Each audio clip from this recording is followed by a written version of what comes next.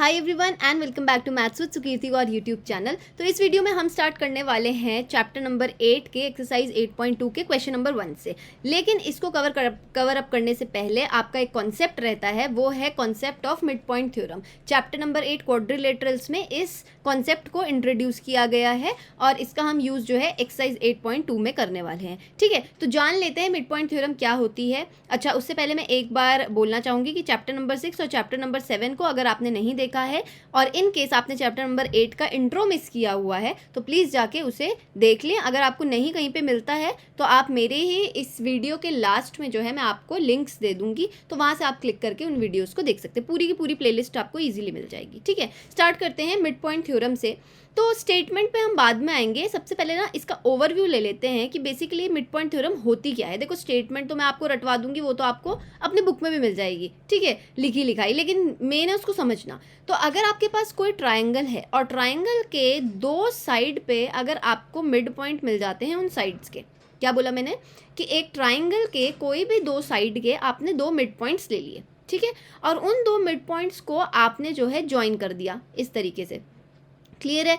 अब जो ये लाइन निकल के आएगी तो इसका नाम ले लेते हैं हम ABC ट्राइंगल और इन पॉइंट्स को बोल देते हैं D एंड E। तो बोला गया है कि कोई भी दो साइड के मिड पॉइंट्स को ज्वाइन करने पे जो लाइन आएगी, लाइन कौन सी आई है यहाँ पे, DE, ठीक है। तो जो ये लाइन आएगी DE वो पैरेलल होगी आपके थर्ड साइड के, और थर्ड साइड का ज़रा नाम बता दो यहाँ पे भाई। AB और AC में तो DE पॉइंट्स आ गए हैं, तो थर्ड साइड बची BC, ठीक है। तो थर्ड साइड के पैरेलल ये लाइन हो जाती है, दैट मीन्स कि BC के पैरेलल DE हो जाएगी। साथ ही साथ मिड पॉइंट थ्योरम कहती है कि DE जो है वो हाफ हो जाएगी थर्ड साइड के, इसका मतलब हाफ ऑफ BC हो जाएगी, ठीक है। तो मिड पॉइंट से आपको दो पॉइंट्स मिलते हैं, वो क्या क्या मिल रहे हैं, DE is parallel to BC, पहली चीज, और DE जो है वो हाफ ऑफ BC या हाफ ऑफ थर्ड साइड भी आप बोल सकते हैं, उस ये जो है आपको पूरा मिड पॉइंट थ्योरम बताता है, ठीक है। अब इसको स्टेटमेंट के थ्रू लिख लेते हैं कि भाई स्टेटमेंट क्या है। तो स्टेटमेंट कभी भी ना आपके पास एज इट इज़ नहीं आएगी कि भाई स्टेटमेंट कहीं पे डिफाइन करो, ठीक है, वो छोटे बच्चों वाला क्वेश्चन नहीं आएगा, लेकिन स्टेटमेंट आपको पता होनी चाहिए तभी तो आप यूज़ करोगे। तो the line joining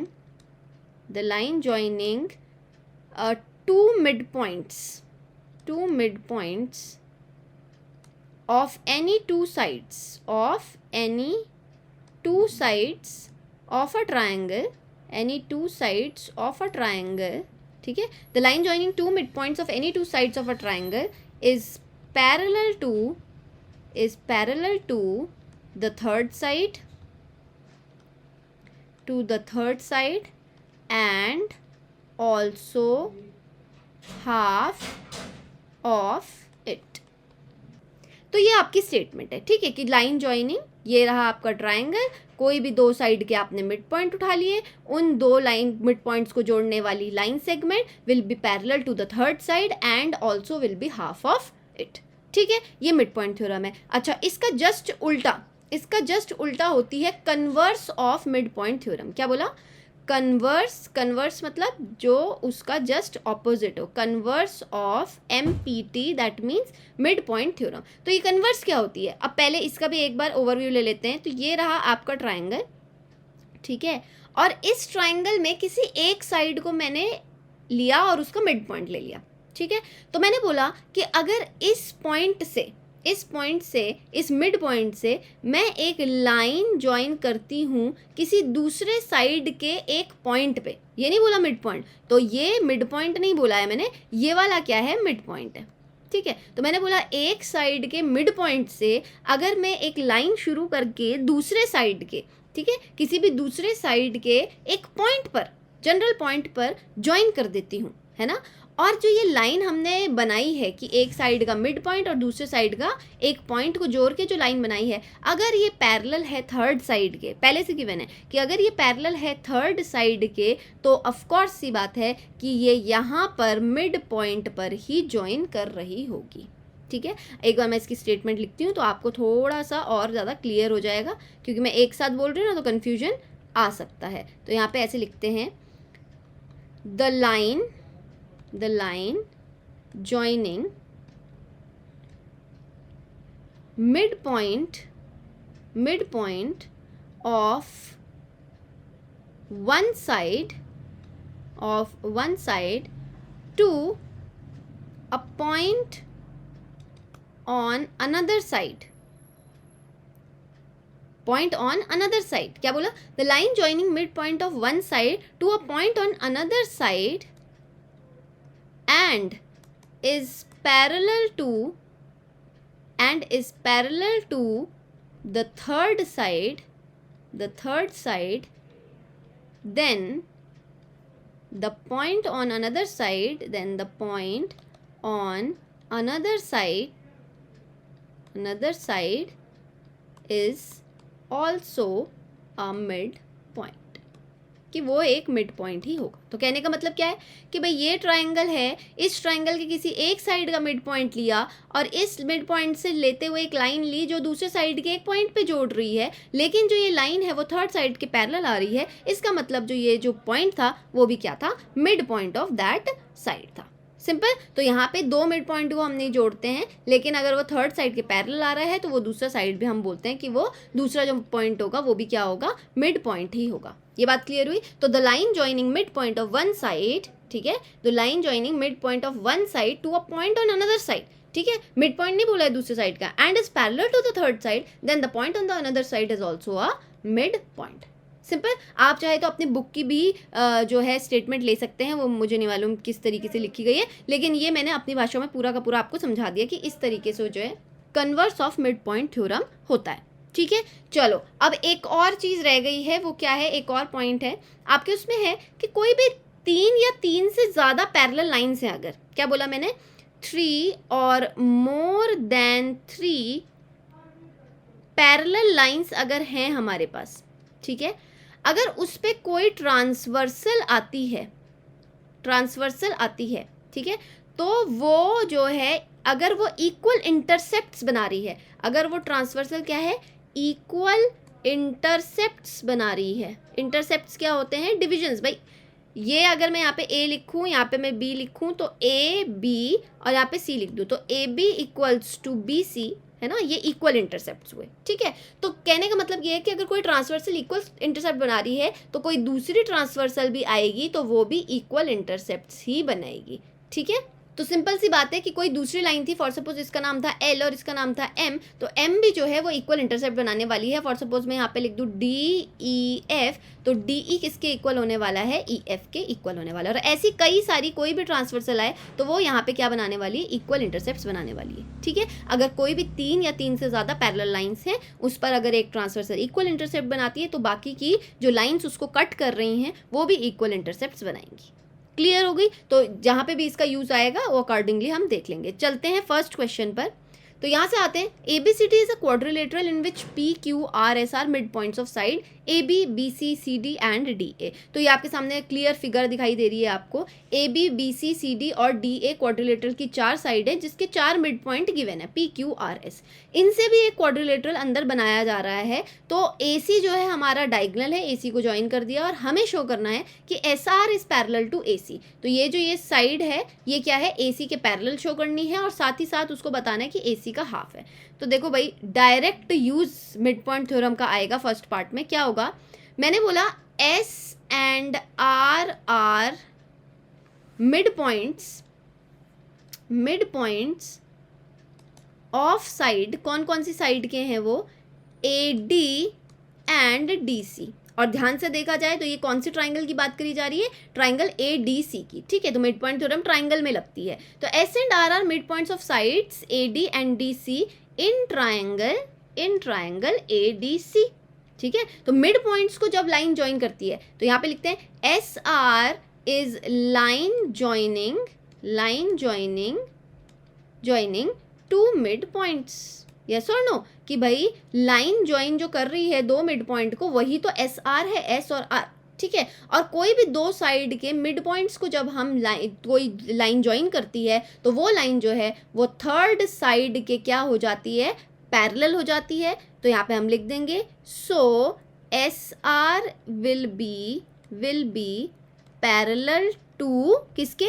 AC and also SR will be half of AC. क्या क्यों कर दिया हमने, डायरेक्ट क्यों लिख दिया इसको, क्योंकि आपने जस्ट बगल में एक रीज़न दे देना है। वो क्या रीज़न देना है कि भाई बाय मिड पॉइंट थ्योरम, यहाँ पे लिख दो बाय मिड पॉइंट थ्योरम। तो इतना जो मैंने पढ़ाया है अभी, तो ये इसी के लिए पढ़ाया था जो डायरेक्टली आप यूज़ कर सकते हैं। ठीक है, साफ साफ मैंने यहाँ पे देखो पूरा एक्सप्लेन भी किया है आपको, क्या क्या लिखा है। एस और आर मिड पॉइंट्स थे, कौन से, दो साइड एडी और डीसी के, ट्राइंगल एडीसी की बात चल रही थी।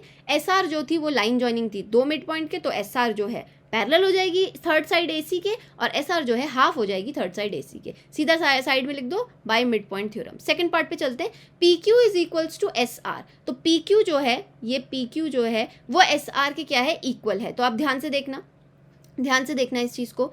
पी क्यू भी जो है, ध्यान से देखो कि ए बी सी जो ट्राइंगल है, ये वाला जो ट्राइंगल है, उसमें पी क्यू जो है वो मिड पॉइंट्स हैं ए बी और बी सी साइड के, है कि नहीं है। तो यहाँ पे लिखते हैं कि in triangle A B C, ठीक है, A B C, P and Q are mid points of sides A B and B C. ठीक है, ए बी और बी सी के दो मिड पॉइंट्स हैं। और जो ये पी क्यू है, P Q is line joining these mid points. ठीक है, इन मिड पॉइंट्स को जोड़ने वाली लाइन कौन है, पी क्यू है। सो पी क्यू जो है वो क्या हो जाएगी, पैरेलल हो जाएगी ए सी के, और साथ ही साथ पी क्यू जो है वो इक्वल हो जाएगी half of third side A C के। भाई मैं गलत तो नहीं बोल रही हूँ, कौन सी थ्योरम से हुआ ये, bye mid point theorem, bye mid point theorem. अब हमें प्रूफ क्या करना था, इस वाले में हमें ये प्रूफ करना था कि भाई जो एस आर है और जो पी क्यू है वो दोनों के दोनों इक्वल हैं। तो आप जरा फर्स्ट पार्ट में नज़र घुमाओ, एस आर जो है वो हाफ ऑफ ए सी है, ये रहा, ठीक है, और पी क्यू जो है वो भी हाफ ऑफ ए सी है, ये रहा। तो क्या दोनों इक्वल नहीं होंगे, yes. So by first and second part we have P Q is equals to S R. ठीक है, इतना लिखना काफी रहेगा। अब थर्ड पार्ट है हमारा, P Q R S is a parallelogram. तो पी क्यू आर एस एक पैरेललोग्राम है। इसको शो करने के लिए आपको क्या शो करना पड़ेगा, भाई ऑपोजिट साइड्स जो हैं वो इक्वल भी हैं और पैरेलल भी हैं। तो आप एक बात बताओ, ये आते हैं यहाँ पे थर्ड पार्ट, यहाँ पे ये हो जाएगा क्विकली। पी क्यू जो है वो पैरेलल थी ए सी के, हाँ या ना, और एस आर भी है जो वो भी पैरेलल थी ए सी के। तो आपको मैंने एक थ्योरम पढ़ाई हुई है, वो क्या है कि अगर कोई एक लाइन जो है दूसरी लाइन के पैरेलल होती है और कोई दूसरी लाइन है जो उस सेम लाइन के पैरेलल होती है, तो ये दोनों लाइन, फर्स्ट वाली और लास्ट वाली, ये भी एक दूसरे के क्या हो जाएंगी, पैरेलल हो जाएंगी। ठीक है, तो हम यहाँ पे क्या लिख सकते हैं कि P Q is parallel to A C and A C is parallel to S R, yes और नो। तो यहाँ से पी क्यू किसके पैरेलल आ जाएगी, एस आर के, डायरेक्ट आ सकता है कि नहीं।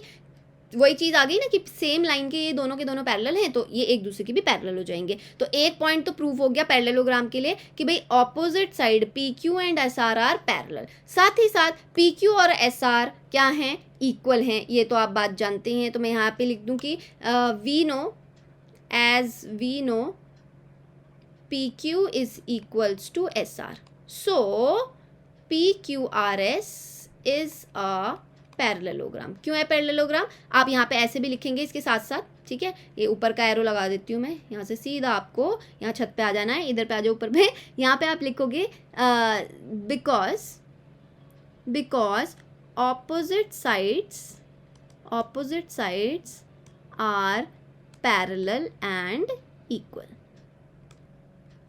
चलते हैं नेक्स्ट क्वेश्चन पे, क्वेश्चन नंबर 2। ठीक है, ABCD is a rhombus and PQRS are the midpoints of side AB, BC, CD and DA.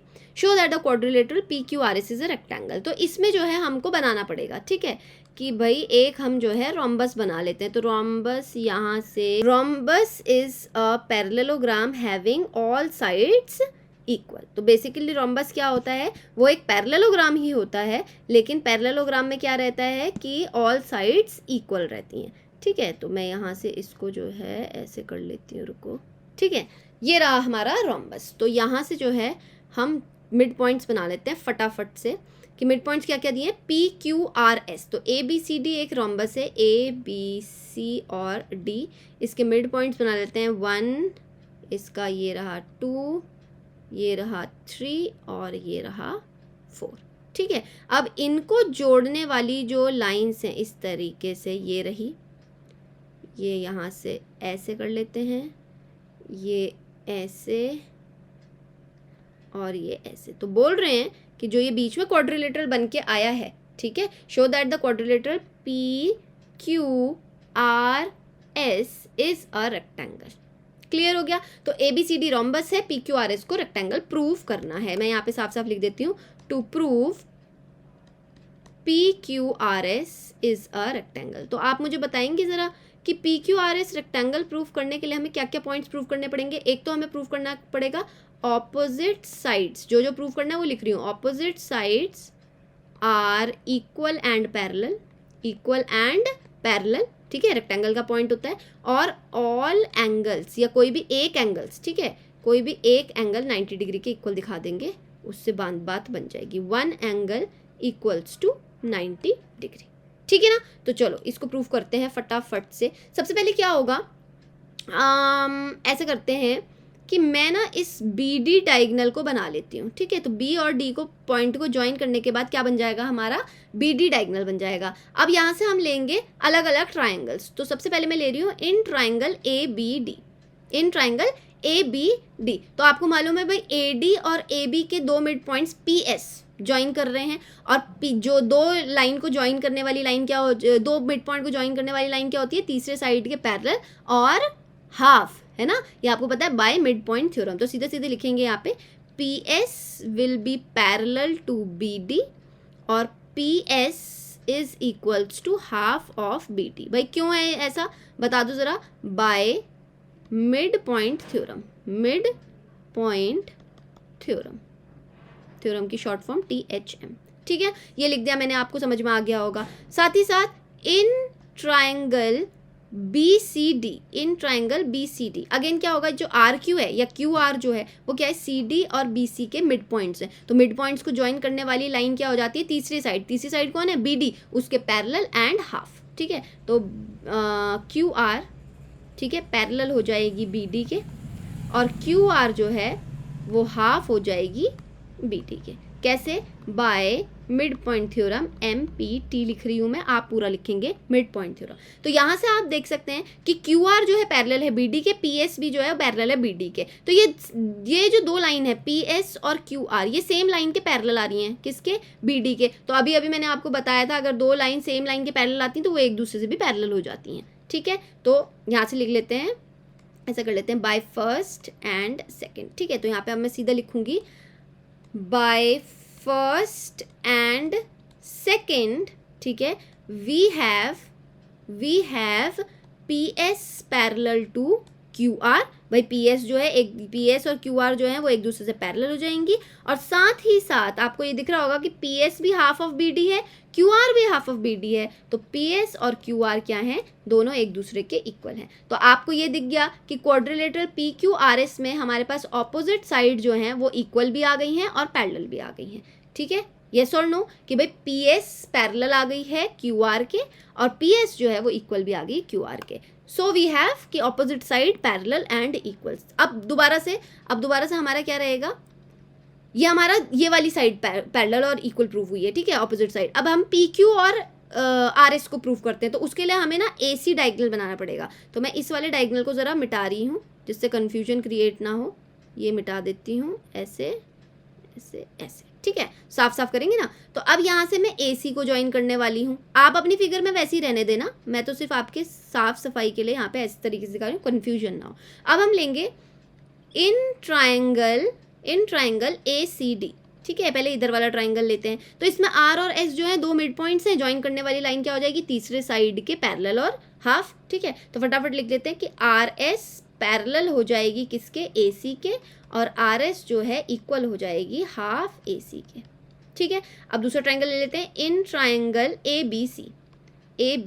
तो यहाँ पे भी क्या है, PQ जो है line joining two mid points है, तो PQ क्या हो जाएगी, पैरेलल हो जाएगी थर्ड साइड। ABC ट्राइंगल की थर्ड साइड कौन है, AB और BC को छोड़ के AC, ठीक है। तो PQ जो है पैरेलल हो जाएगी AC के, और PQ जो है हाफ हो जाएगी AC के। बस इन दोनों से अगेन 3 और 4 इनको नाम दे दो। तो यहाँ पे लिखो बाय थर्ड एंड फोर्थ, ठीक है। 3 और 4 से वी हैव क्या आ गया हमारे पास, मैंने क्या क्या बोला आपको, इसमें दूसरा कलर ले लेते हैं, हाँ क्या हो जाएगा, आर एस पैरेलल है ए सी के, पी क्यू भी पैरेलल है ए सी के, तो आर एस और पी क्यू भी एक दूसरे से पैरेलल हो जाएंगी, तो P Q parallel to R S, और साथ ही साथ आर एस और पी क्यू दोनों हाफ ए सी के इक्वल हैं, तो यहाँ पे लिख देते P Q is equals to R S.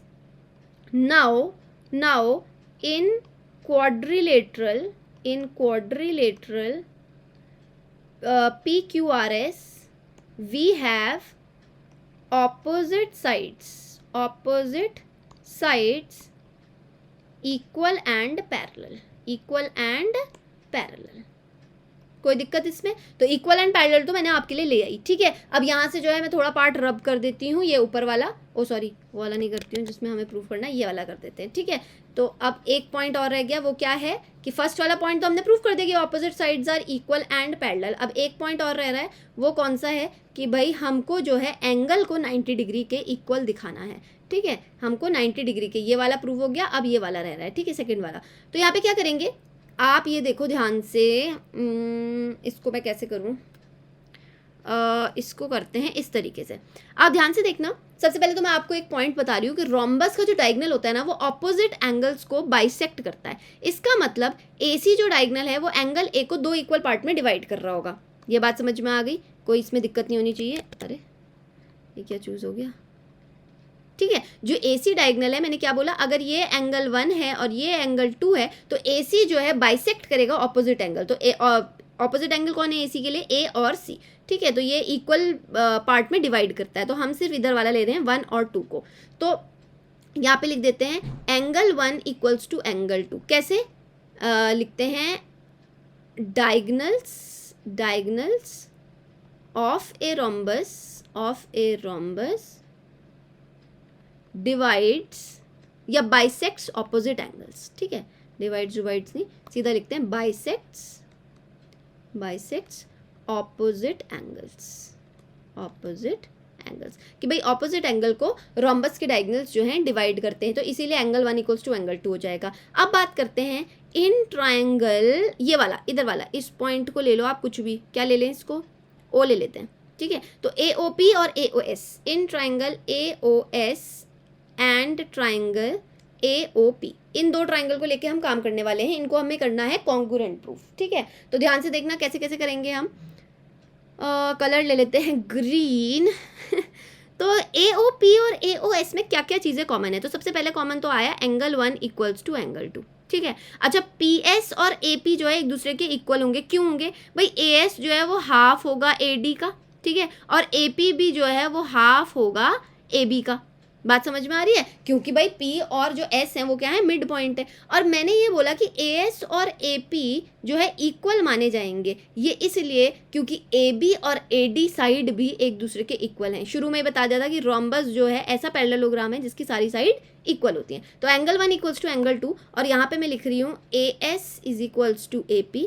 ये लंबा चौड़ा पॉइंट होने वाला है, तो यहाँ पे तो इसका तो आ गया था, मैंने ये दे दिया था रीज़न ये ऊपर, ठीक है. लेकिन AS is equals to AP का मैं रीज़न दे रही हूँ आपके लिए, वो ये है कि P and S are mid points of AB and AD, ठीक है. Also AB equals to AD, AB और AD इक्वल है, इसीलिए उनका हाफ भी इक्वल हो जाएगा. क्लियर हो गई बात. अच्छा, और AO जो है वो इनके लिए क्या है, कॉमन है. AO is equals to AO, तो ये क्या हो जाएगी यहाँ पे, कॉमन साइड. क्लियर हो गई बात. तो क्या क्या आ रहा है, देखो ध्यान से देखना, AS, ठीक है, बीच में एक एंगल मिल रहा है और साथ में मिल रही है AO. तो हमें बहुत ध्यान से कॉन्ग्रुएंसी देखनी पड़ रही है, ठीक है, बहुत ध्यान से कॉन्ग्रुएंसी देखनी पड़ती है, अदरवाइज गलत सलत हम कुछ भी कर देंगे. तो ये एंगल 1 था, ठीक है. तो यहाँ पे by SAS rule triangle AOS congruent हो गया है ट्राइंगल AOP के. कोई प्रॉब्लम इसमें, तो AOS और AOP ट्राइंगल जो है एक दूसरे से कॉन्ग्रुएंट हो गए. इसको करने का एक ही हमारा मोटिव था, वो क्या था, ध्यान से देखना प्लीज़. ये जो एंगल है, मैं यहाँ पे ले लेती हूँ इसको 3 और इसको ले लेती हूँ मैं 4, तो ये 3 और 4 क्या हो जाएंगे, इक्वल हो जाएंगे, क्योंकि ये 2 कॉन्ग्रुएंट ट्राइंगल्स के पार्ट हैं और करस्पॉन्डिंग पार्ट्स हैं. तो बाय CPCT, क्या बोलने वाली हूँ मैं, बाय CPCT. तो इसको ना छोटा छोटा बना लेते हैं, 3 और ये हो गया 4. यहाँ पे लिख लेते हैं, now angle 3 equals to angle 4 by CPCT। ठीक है, CPCT से एंगल 3 इक्वल्स टू एंगल 4 हो जाएंगे, and they form a straight line, they form a straight line, कि भाई वो एक स्ट्रेट लाइन पे पढ़ रहे हैं। So angle 3 plus angle 4 equals to 180 degree है ना। और नीचे वाले पार्ट को ना मुझे मजबूरी इसमें मिटाना ही पड़ेगा, मेरे पास जगह नहीं बच रही है वरना सारी खिचड़ी बन जाएगी अदरवाइज। ये कर लेते हैं यहाँ से ऐसे। ठीक है, तो मैंने क्या बोला कि एंगल 3 इक्वल्स टू एंगल 4 है और वो स्ट्रेट लाइन पे आ रहे हैं, तो उनका सम क्या होगा 180 डिग्री, तो अंडरस्टूड है। ठीक है, तो 180 डिग्री के इक्वल होगा और वो दोनों इक्वल है, तो मैं इनको क्या ले सकती हूँ, x plus x equals to 180 degree. ठीक है, और यहाँ से 2x is equals to 180 degree, यहाँ से x is equals to 180/2, that means x किसके इक्वल आ गया 90 डिग्री के। ठीक है, और now angle 3 is equals to angle 4, और यहाँ पे लेट करके इसको x भी ले लेना। ठीक है, और यहाँ पे x पुट अप करके देख लिया हमने दोनों की जगह इक्वल वैल्यू कि भाई 90 के दोनों आ रहे हैं। ठीक है, तो यहाँ पे अगर ये 90 डिग्री है, अगर ये 90 डिग्री है, तो दूसरे साइड पे ये जो स्ट्रेट लाइन बन रही है ऐसे AC, तो ये दूसरा वाला बचा हुआ एंगल भी क्या हो जाएगा 90 डिग्री। गलत तो नहीं बोल रही हूँ, है ना, ध्यान से सुनते जाना कि भाई ये वाला अगर 90 डिग्री आ गया है तो ये स्ट्रेट लाइन पे दूसरा भी, तो यहाँ वाला क्या आ जाएगा 90 डिग्री आ जाएगा, तो हमें कोई प्रॉब्लम ही नहीं है। इसको ऐसे लिख लेते हैं यहाँ पे, इसका नाम मैंने क्या दिया था 4 और इसका दे देते हैं 5। ठीक है, तो x is equals to 90 degree, x is equals to 90 degree, it means angle 4 equals to 90 degree and angle 4 comma angle 5 also forms क्या बना रहे हैं स्ट्रेट लाइन बना रहे हैं ना, फिर से स्ट्रेट लाइन। ठीक है, तो ये जो मैंने खिचड़ी पकाई है प्लीज़ इसके लिए मुझे सॉरी, मैं सॉरी बोल रही हूँ आपसे। तो ये वाला जो it means angle 4 is equals to 90 degree and angle 4 comma angle 5 form straight line, तो यहाँ पे आ जाते हैं आप। So angle 4 plus angle 5 will also भी इक्वल्स टू 180 डिग्री। एंगल 4 की जगह 90 डाल लो, एंगल 5 इक्वल्स टू 180 डिग्री डाल लो। ठीक है, तो एंगल 5 यहाँ से क्या आ रहा है 180 minus 90, it means angle 5 equals to 90 degree आ गया। तो हमारा मकसद जो था वो इसको 90 डिग्री दिखाना था, वो 90 डिग्री आ चुका है। बस अब फाइनल हमारी जो स्टेप है, फाइनल आने वाला है, वो क्या है ध्यान से देखना। ये फाइनल स्टेप है कि भाई एंगल 5 90 आ गया। ठीक है, तो ये एंगल 5 था और मैं इसको ले लेती हूँ एंगल 6। ठीक है, और एंगल 6 ही एंगल P है। ठीक है, एंगल 6 ही एंगल P है। मुझे वन एंगल दिखाना है PQRS का 90 डिग्री के इक्वल। ध्यान से सुनना मेरी बात कि as PQ is parallel to किसके AC के, हमने प्रूव किया था कि PQ जो है वो क्या है bye mid point theorem AC के क्या थी पैरेलल थी। यस और नो। तो 5 और 6 जो एंगल है ना, 5 और 6 जो एंगल है वो कैसे आ रहे हैं कि भाई ये PQ है और ये AC है और इस तरीके से जो है ये ट्रांसवर्सल जा रही है। तो 5 और 6 जो है वो क्या पेयर बना रहे हैं, को इंटीरियर एंगल का पेयर बना रहे हैं। दो पैरेलल लाइंस के बीच में एक तरफ ट्रांसवर्सल के पड़ने वाले इस तरीके के एंगल्स को हम क्या बोलते हैं, को इंटीरियर एंगल्स बोलते हैं। ठीक है, तो as PQ is parallel to AC and angle 5 comma angle 6 are co-interior angles, so उनका सम क्या हो जाएगा 180 डिग्री। को इंटीरियर का सम 180 डिग्री होता है। एंगल 5 की जगह आप क्या डालेंगे 90 डिग्री, तो एंगल 6 क्या आने वाला है 180 माइनस 90 के equal, that means angle 6 is equals to 90 degree. Angle P ही एंगल 6 है, तो angle P equals to 90 degree. Hence proved कि PQRS का एक एंगल किसके इक्वल आ गया 90 डिग्री के इक्वल, और वो ऑपोजिट साइड पैरेलल वाला तो हमने पहले ही प्रूव कर दिया। ठीक है, तो हेंस प्रूव्ड कि PQRS क्या था, एक रेक्टेंगल था। अगर आपको ये दोनों क्वेश्चंस जो हैं समझ में आ गए हैं तो प्लीज़ इस वीडियो को लाइक कर दें। हम नेक्स्ट क्वेश्चन जो है नेक्स्ट वीडियो में स्टार्ट करेंगे। If you haven't subscribe the channel yet, please subscribe to the channel, also hit the bell icon so that you never miss any update. If you have any query regarding these 2 questions or any another question to ask, please comment me in the comment box. Till then, take care, bye bye and keep practicing.